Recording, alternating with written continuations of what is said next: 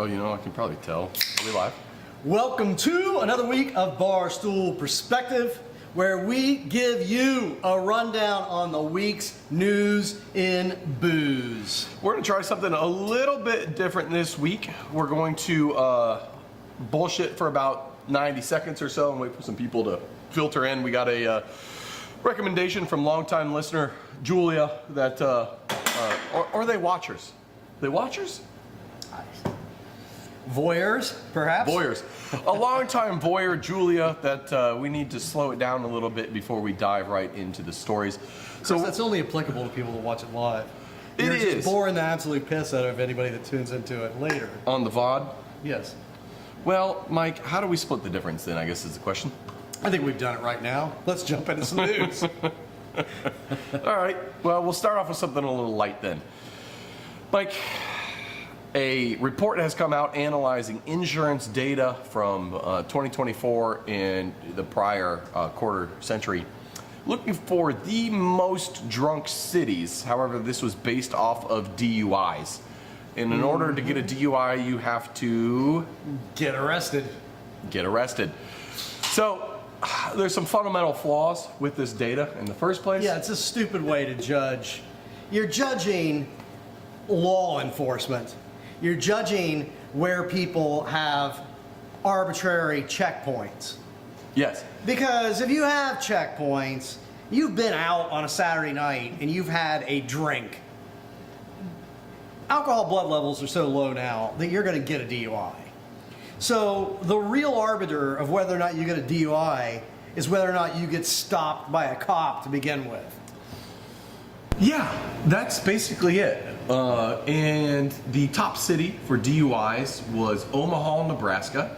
Definitely not the drunkest city in America. No way. Pick any city in Wisconsin and they're going to be Right. I mean, wherever you and I are living is going to be a drunker Right. city by just pure volume alone. And California also had a ton of cities in the top 10 list. Yeah. As someone who lived in Omaha, Chips is out there just just busting ass. Yeah, I think they're pretty notorious for being like for the state troopers being dicks. If you've never seen Chips because you're under the age of Gen X, it is a homoerotic show about a Latin police officer. Is that right? Hey, that is right. Yes, Yeah. okay. I think there was stripping or yeah, I don't know. And you got Naughty, he used his club. Well, living I in, don't know, I hated that show when I was a kid, actually.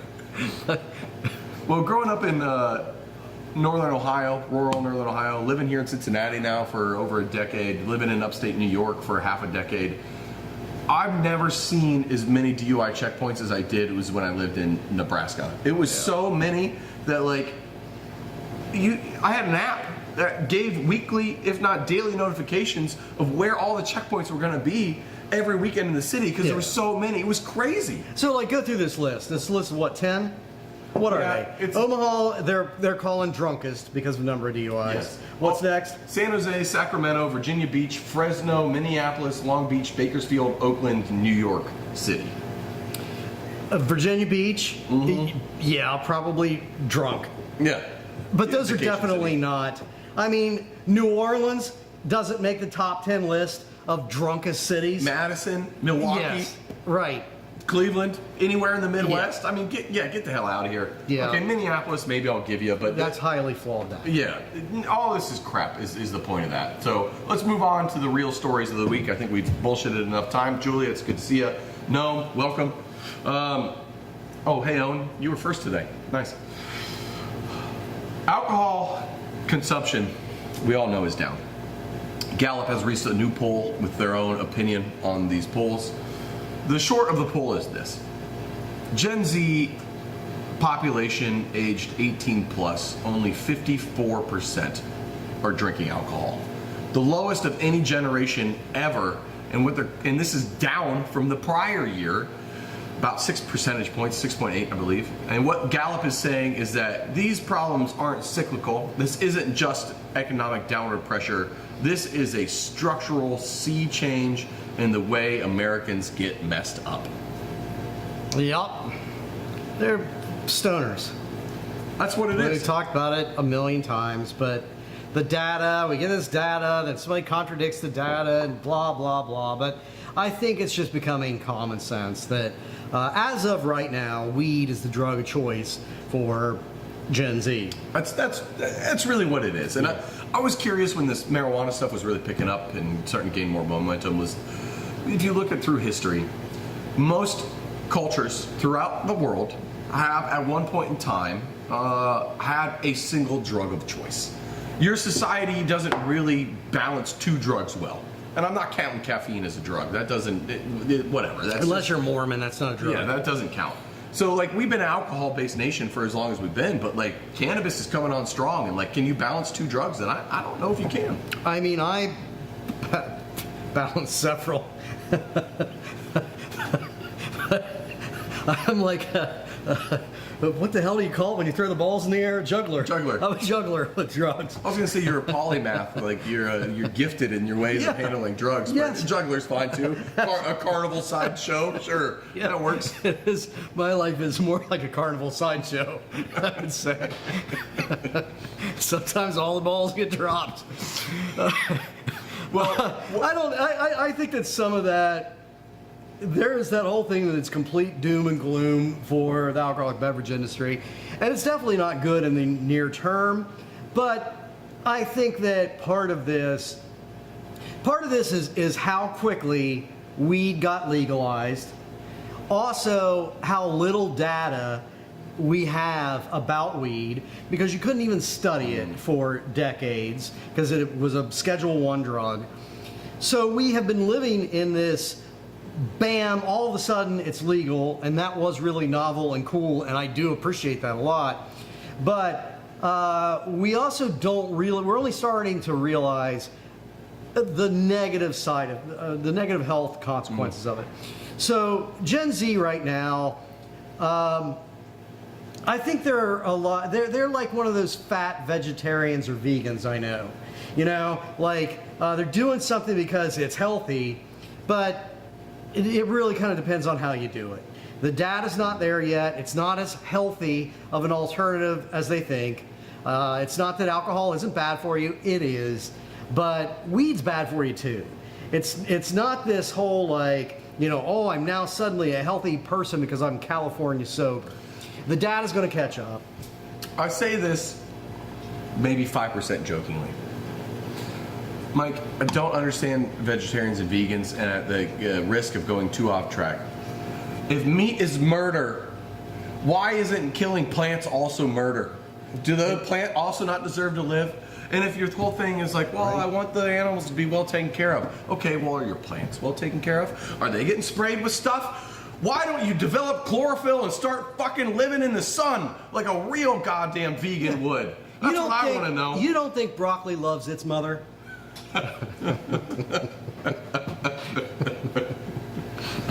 Actually, it's the vegetarians and vegans that I know that are like, that don't really eat vegetables. So they just like live on French fries and processed foods and sugar. Yeah. Yes. Yeah. Like spaghetti noodles and French fries. I only live off of imported rice that I know was grown with humans who have suffered. Yeah, that's right. I only buy jewelry that way. If it's not a blood diamond, then you don't really care.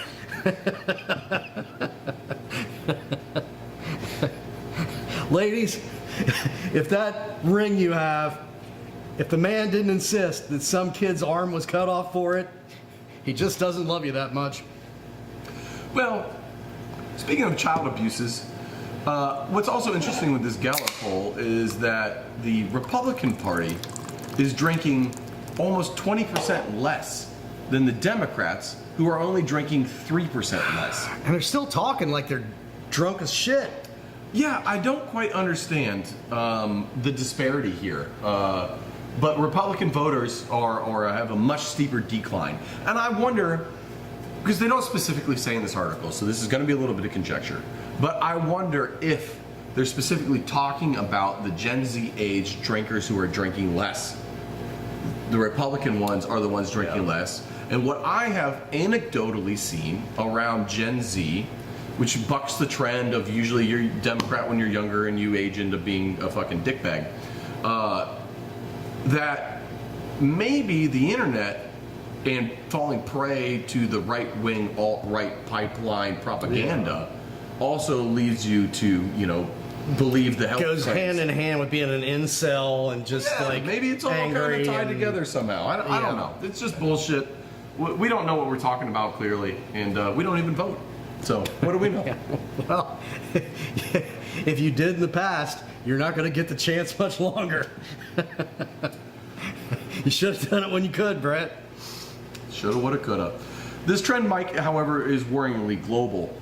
In Germany, they're seeing the same trends. We're talking a drop in alcohol consumption from 126 liters per person in the year 2000 down to 88 liters per person in the year 2025. That's a pretty big drop. That's a pretty big drop. It's about 25% drop, which is pretty massive. And a lot of it is tied to younger people just drinking less. Yeah. Now, here's my worry with this, and maybe you're less worried about it.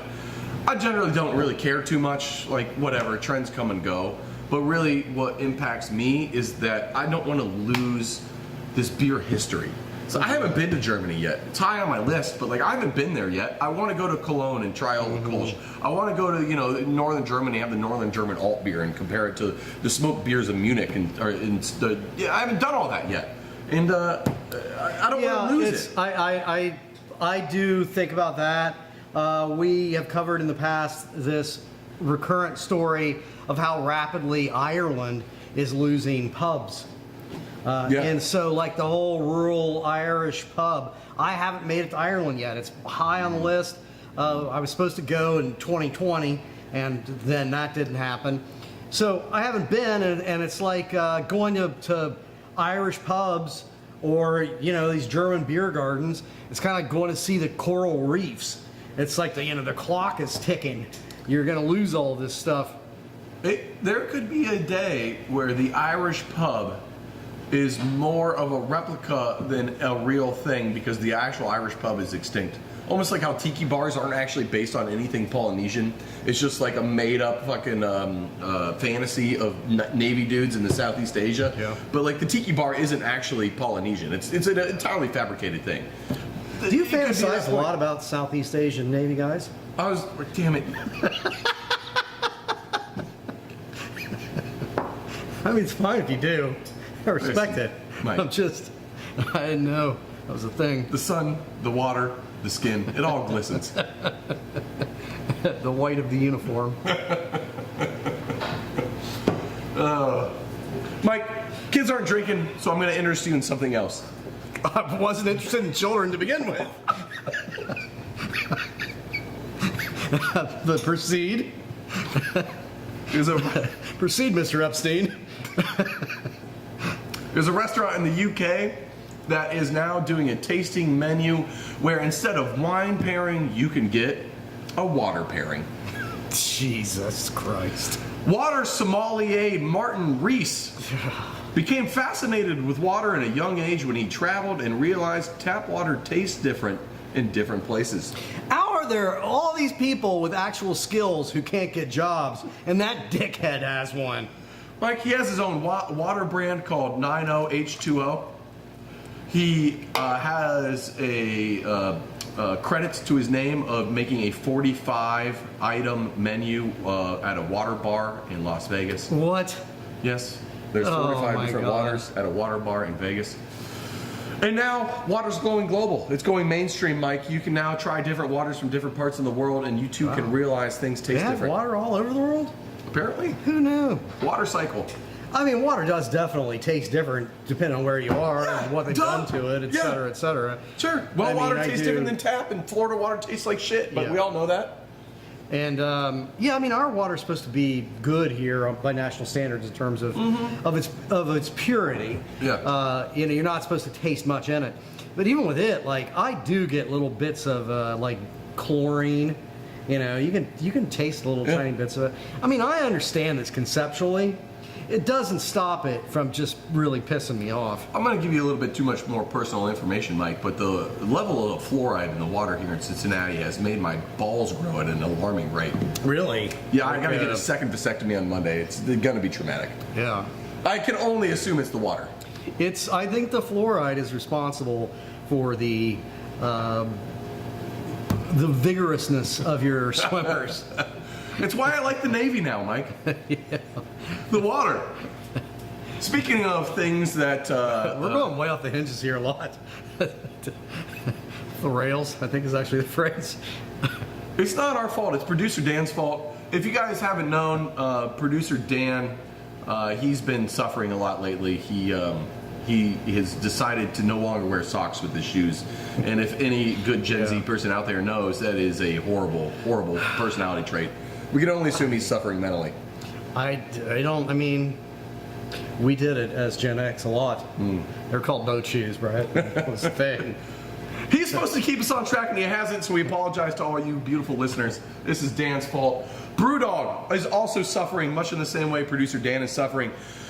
They have closed accounts at 1,980 bars, and by they have, I mean those bars have closed their Brewdog account. How many? 1,980 bars just in the UK. That's a lot of tap handles. That's 52% of their distribution network, Mike. That is a massive amount for the punk corporate darling. Yeah.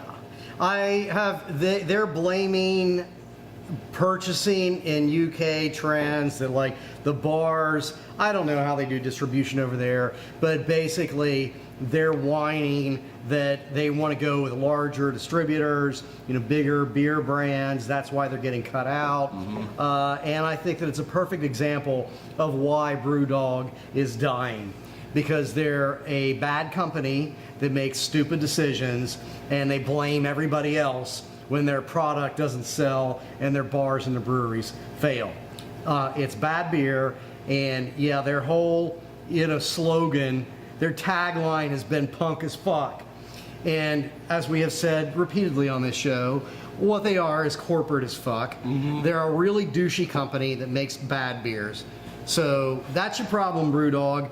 I know you like to cycle out your CEOs and pay them massive amounts of money, and I will offer, once again, to come run your shitty company for only $1 million a year.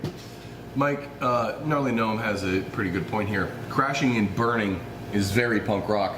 And that's funny, Yes. Gnome, that you came to that same conclusion, because before we went live and we were talking about this story, Mike said that exact same thing. Right. Right. It's a return to roots for them. Yeah, what's not punk as fuck is making a bunch of money and being really corporate. What's punk is going broke, baby. They're gonna be smashing shit. If Brewdog wants to reclaim itself, it doesn't just close facilities like God. it did here in Cincinnati. You fucking trash it, man. Oh my God. God, Last that's day a you come in, brilliant idea. you just Yes. throw shit at the mirror, you smash your glassware. Yes. They closed 10 of their own locations this last year, including the 2,000 they lost. Yeah. That's absolutely what it should have Exactly done. 0 of them Just- went out just- of business, punk as fuck. Buy 10 kilos of heroin, invite every fucking homeless person in Edinburgh over, and just destroy the place. Yeah. Let's go. Yeah. Man, that's a great idea. See what I can do for you, Brewdog? Maybe I'm not going to save your company, but I'm going to save a little face for you on your way out. I don't want to belabor Brewdog too much longer, but a couple points on this. One, they closed their flagship first location in Aberdeen, Scotland.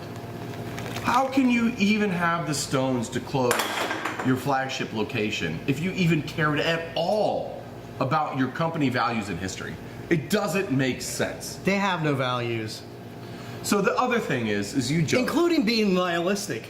Like, they don't even have the value of being anarchist or nihilist. I don't know what Just they're valueless. They're not saving anything. They highlight in this article about how they want to strengthen their bond with Witherspoons. So if you're not familiar with Witherspoons, they are the most corporate pub chain in all of the UK. They have some 800 locations. Sounds very punk. Yeah, yeah, exactly. So Mike, James Watt, alleged sexual philanderer, calls you up and says, I need you to run the show for me while I'm working on my stupid unicorn television show. Can you do it? How are you going to save it? What's your pitch? How do you save this company? Can you save this company? I mean, they have an American arm that's doing terrible. I would go punk with it. You want to be the punk brewery? I would go back to punk. I would do a Domino's with it. Where Domino's did that move It only worked for 10 minutes because the new pizza still sucked. Yeah. But they did that whole thing of like, They had a we're big Domino's, our pizza has sucked, we're sorry. Now we've changed everything, and we're back to being good, so try us again. Oh my God, I honestly love that idea. Yeah. I love that. We lost our way. We went corporate. You rip off the tie, you break something, and You know, brand get your baseball bars backs that weird. say like punk as fuck, fascists suck, and then you like beat Yeah. your CEO to death. Right. Yes. No, I'm not. I will. The caveat is that does not include me being CEO. No, you beat the prior CEO Yeah. to death. Not you. Yeah. You come in with the bat and beat Yeah. him to death and take over. I'll get some piercings and whatnot. Yeah. Come in and just Capone that guy. Yeah, absolutely. That, Mike, I was expecting to have a differing opinion here than you on that, but god dang, the Domino's pitch idea, it's brilliant. That's how you do it. That's absolutely how you do it. You have to apologize and recognize that you weren't punk. You weren't doing the right things as what a punk would do, and then you just go even harder into punkism. That's a great idea. Yeah. We have given you Love that. great advice on improving Anheuser-Busch and Brewdog, and we're going to charge you as consultants a lot less than most people, unless it's going to make you feel better about us if we grossly, obscenely overcharge you. And then we'll do that. We've also given great advice on Tilray. Yes, we still stand by our Tilray advice. Yeah, so producer Dan's pushing us into Tilray news, so let's get going. Tilray is doing pretty good. Yes, finally. It went up 3x. Yeah. It's still worth less than when we started buying it. When we originally started buying it at $1.50, it is definitely down still from that Yeah. point. But if you were doubling down repeatedly like we were when it was at Yeah. 40 cents, I think we all did pretty good. Yeah. Like, holy crap. Yeah. Now, this is off the backs of Trump and his administration hinting at reclassifying marijuana away from a Schedule 1 into a non-Schedule 1. And coupled with how the hemp bill looks like it's going to get renewed, and we're looking at like a pretty good thing. So Yeah. I don't know. Is it all just blustering? Probably. I don't know what, I did have this moment. There was a day last week that I checked, and I made $666 on Tilray. Nice. Nice. So I didn't know if the 666 thing was a bad omen, but it's going up. It's all right. It's all right. I'll take all my cash straight to hell with me. Yeah. You can do that now. Suntory, owners of Jim Beam, Maker's Mark, and some other Japanese whiskeys and wine, has announced a strategic move to want to be the #1 RTD manufacturer in the world. #1. Basically saying, we're coming for you, High Noon, and Surfside. If you're not familiar with High Noon, where have you been living? But it's basically vodka seltzer. It's the White Claw vodka version. And Surfside is vodka tea. Twisted tea, but for yuppies. And both those are crushing. Suntory's basically said, I'm taking you and you down. This RTD thing is sticking, and we're going for it. Is it a smart move? There can be only one. Suntory Highlander? Yeah. Yeah, I think this says a few interesting things. Suntory owns a bunch of stuff. Japanese wine and Japanese whiskeys. Yeah. It also now owns Jim Beam and depressingly Maker's Mark. So I think it's saying two things, which is one, we're leaning heavily into RTDs because that's the future. Yeah. They're also They're not wrong saying by implication, we think a lot of this other stuff we have, like Maker's Mark and Jim Beam and our Japanese whiskeys and wine, doesn't have as bright of a future as RTDs do. And they went up, RTDs, US sales of RTDs went up around $100 million year over year.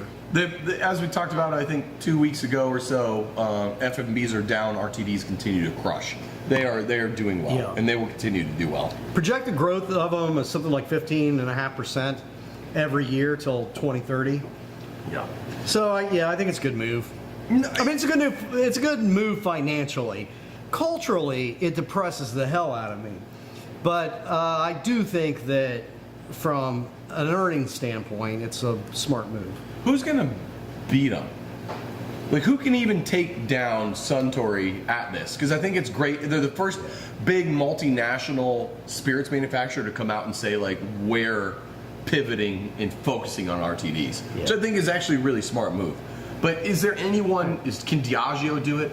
Can they diddle their way into success? Can Brown Forman, makers of Fireball, do it? Which I think they have a chance. They got Jack Daniels, they got Fireball. Like, they can make slop. They know they can make good stuff like Buffalo Trace, Eagle Rare, but they can also make slop. Our boy Jim.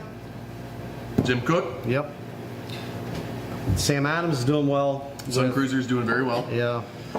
It'll be interesting to see. I think it's a smart move. I'd do the same thing in their shoes. Canada.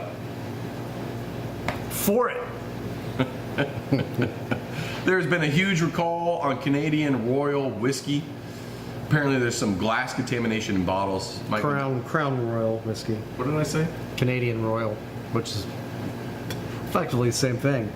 Canadian Crown Royal. Reserve. I think it's Crown Royal Reserve. Oh, okay.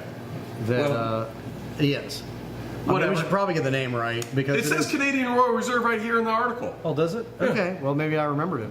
Misremembered it. Maybe Crown Royal is called Canadian Royal Reserve. Who the fuck knows? No, We clearly didn't do our separate. goddamn research. Canadian Royal Reserve has been recalled. Why? Glass bottles. It's in it. Tasty.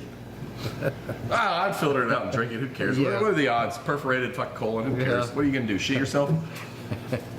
On the other side of things, Quebec destroying a whole bunch of beer and wine that's starting to go bad. $300,000 worth. However, that's only a drop in the bucket compared to the $27 million worth of inventory that they're sitting on, refusing to sell because of Trump. tariffs. Tariffs. Yep, they're not selling this stuff. Some of it's starting to go bad. They don't really have any plans to sell it in the province of Quebec either. It will be interesting to see if they're willing to eat $27,000 in wasted $27 inventory. million. $27 million, thank you. I think they should just sell it. Auction it off. Who cares? I don't know. Burn it. Have a company. Have a Right. countrywide booze fest. Celebrate it on Canada Day or whatever their Independence Yeah. Day is. Yeah, I mean, do something more interesting with it. That $300,000 worth, if they're going to destroy it, first of all, I would just give it away. Yeah. It's not bad. It's not going to hurt you. But secondly, if you're going to destroy it, I would destroy it in a fun way. You know, I would do a protest or something. Yeah. Protest kegger. Yeah. You build like a huge, you know, like a giant and like a statue, like a giant An effigy. statue. Let's burn some effigy stuff. Huge. Well, you have a really big one, and then you got like a Trump statue that you put under it. So that the big one, like all the liquor, just pisses on the Trump. It's like an ice luge, but an effigy. Yeah. Yeah, Okay. you could. Yeah. All right. I mean, they for do. it. Like Quebec City has this fantastic winter carnival. You could make it part of that. You know. Mike, we're running out of time, so let's. Oh, you have no idea. There's National Guard in the street, baby. We're running out of time quick. We got some tariff news updates. Aluminum cannons are now on the tariffs list. They're considered an aluminum derivative, so they're going to start getting hit with 50% tariffs. 50%. Which is insane. I was starting to pay. I paid 2.9 cents per cannon at the start of the year. Once the tariff stuff first started, my price went up to about 3.5 to 3.7 cents per cannon, and now this 50% increase is going to mean I'm paying like 5 cents a cannon, which is just absolutely batshit. So that sucks. So it's something you use a lot. Price is going to double basically Yeah. from. It goes on to every cannon. Fantastic. Tariffs are also finally catching up with importers. They're effectively paying double the amount of tax now, Yeah. so that absolutely sucks balls. Yeah. And your Read prices- one wine importer in DC was saying that it's up 50% already, and that was at the 10% tariff rate because of how the taxes get calculated, etc. So it's not just like 10% tax increase; it's actually double taxation at 10%, and now that's about to go up to 15%. Percentages aren't additive, so if you were paying 2% and then moves up to 10%, you're probably paying over double what you were before. So like the effective tax rate feels way worse than like, oh, it's only 10%. Like, it's not that much. Well, it's like, yeah, I was paying 2% before, so like, yeah, I'm getting effed. And the EU is absolutely getting effed. We've talked about this a lot, but what's really striking is some numbers you pulled, Mike, where the European Union exports $30 billion worth of booze annually, and that is half of all of the agri exports coming out of the EU. Every food and drink product of every kind, half of it is booze. That is bonkers. Yeah. And like they're looking at potential huge, between China's tariffs on the EU China's and our screwing tariffs, them, and we're screwing them. man, tough time to beat. And export to the United States in particular is 30% of all of their exports. Brutal. Yeah. Hey EU, you're getting greater every day. Mike, let's finish with a quirky little story. In India, Emerging market for booze. there is a, what do they call their provinces? There's a region of India, I Gujarat. think they might call them states. Gujarat I'm not state? sure of that. I don't know if they're province or states. Doesn't matter. cares? I can't pronounce it. I'm sorry for mispronouncing that, if that means a lot to you. There is in that state there is a city called Gift City where like Oracle, Google, a lot of these tech companies have huge facilities. However, the interesting thing here is that state is dry, so that's created some interesting opportunities, we'll say. Makes it fantastic for you as somebody who works for one of those companies to go and not be able to get a drink. So they legalized bars in Gift City. Oh yeah, let's go. Except Oh no. they put this Byzantine licensing system together, not to run the bar, but to drink in it. You have to get a license to be a bar customer. And the licensing process is extensive. There was, in the story, there was like somebody's 22-year-old personal assistant, like some CEO's personal assistant, was there, like the boss said, go get me a bottle of liquor, like day one. She spent over 25% of the time there just working on getting the license to get a bottle of liquor. Jesus Christ. And then once you get licensed to go to the bar, they monitor how much you drink because you're only allowed to drink so much a month. They put limits on how much you can drink? Yes. I assume it's class-based too. Where the higher class I'm you are, the sure. more you're allowed to have to drink and everything like that. Yeah. Oh, Well, we all know the rich, hold their booze better, Brett.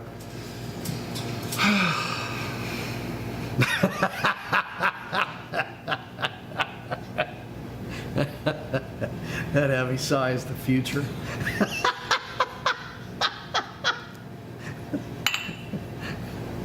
We love you, people. Have a good week in booze.